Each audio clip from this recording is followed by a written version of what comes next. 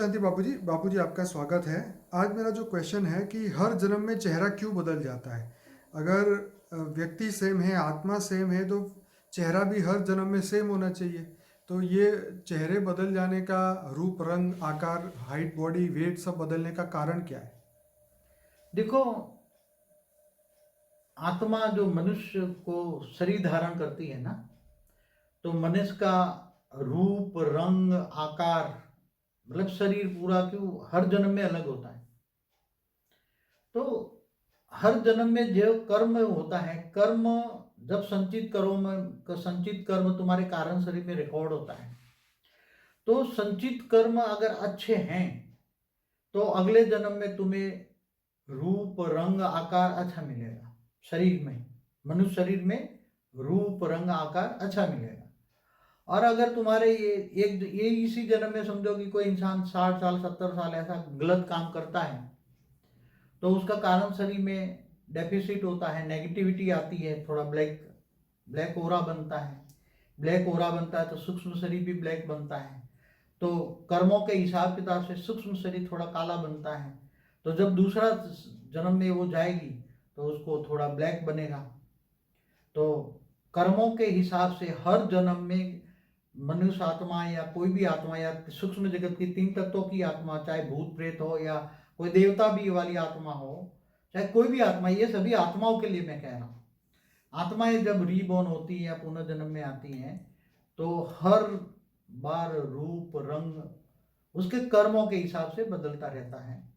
अब को कहेगा तो इतना ये अलग अलग, जैसे ये एक्ट्रेस है तो उसका रूप रंग एक जन्म में क्यों अच्छा बना है? अल्टीमेट तो रूप रंग का यूज करके ये एक्ट्रेस बनी है या कोई डांसर बनी है, जो भी बनी है। तो क्या इंद्रलोक में डांसर नहीं थी? सब थी, इंद्रलोक में डांसर थी पहले। तो अभी भी यही इंद्रलोक की जो मेनका थी, रंभा थी, वो कहाँ जाएगी? सब डांसर बनी पूरी थी तो कहाँ जाएगी? धरती पर आएगी ना वो। तो आएगी तो वो एक्ट वही करेगी जो उसके संस्कार, उसकी आत्मा में रिकॉर्ड पड़ा है, नाचना गाना कूदना ये सब। मगर उसका उसी में रूप रंग अच्छा था, तो उसी वही जो इंद्रलोक का जो रूप रंग था वही एक जन्म में उसको मिल गया, कर्मों के हिसाब किताब से मिल गया और उसको यूज करती है। अब अगले जन्म में जब रिबॉर्न होगी तो वो थोड़ा ब्लैकिस्ट हो जाएगी, उसका रूप रंग बदल जाएगा।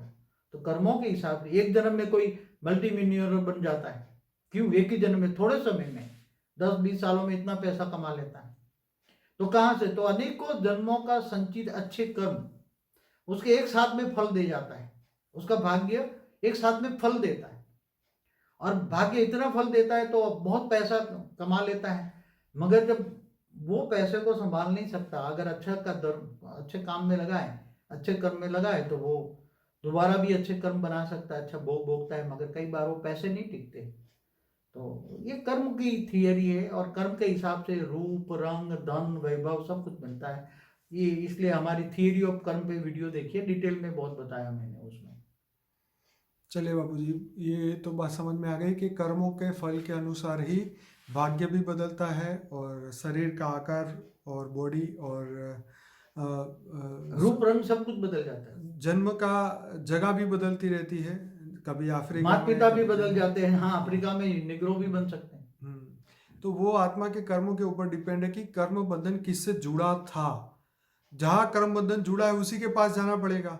अगर हमने हमारे कर्म बंधन हमने ऐसे लोगों से जोड़ के रखे हैं, तो अगर वो नर्क में जाने वाले तो फिर हमें भी वही नर्क में खींचेंगे। तो कहते हैं ना कि बुरा करने वाले के साथ दोगे तो बुरा तो आपका होगा ही होगा।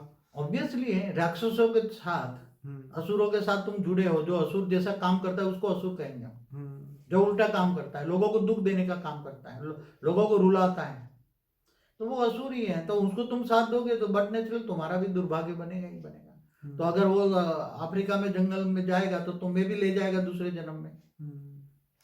तो यही कई बार ऐसा दिमाग में आता है कि ये लोग कहाँ से आ गए। कई अभी भी कुछ भारत के आसपास ऐसे आइलैंड है जिसके अंदर जो मनुष्य अभी भी है, वो कभी बाहर की दुनिया से उनका कभी कांटेक्ट ही नहीं हुआ। अभी भी वो जंगली टाइप ही वो लोग रहते हैं।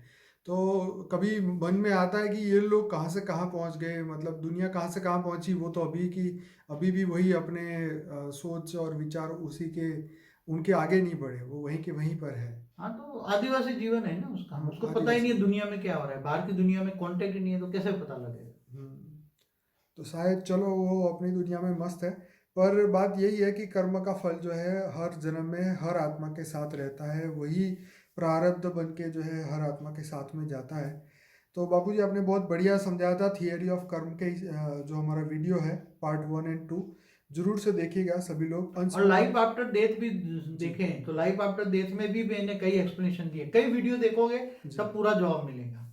एक दो हम्म। वीडियो देखने से नहीं, अनेक वीडियो देखोगे तो हर प्रश्न का जवाब नहीं, मिलेगा। लाइफ आफ्टर डेथ वीडियो बहुत अच्छा है, 18 लाख लोगों ने देखा है, 10,000 से ज़्यादा लोगों ने लाइक भी किया है।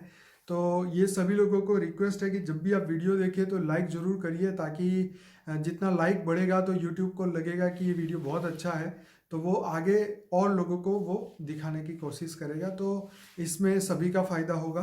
तो इस ज्ञान को आगे बढ़ाने के लिए आपका शेयरिंग जो है सबसे इम्पोर्टेंट रहता है। तो इस वीडियो को लाइक करें, शेयर करें, कमेंट करें और व्हाट्सएप के माध्यम से हर फ्रेंड्स रिलेटिव को ये ग्रुप में पहुंचाएं। बापूजी बहुत धन्यवाद। परम शांति। परम शांति।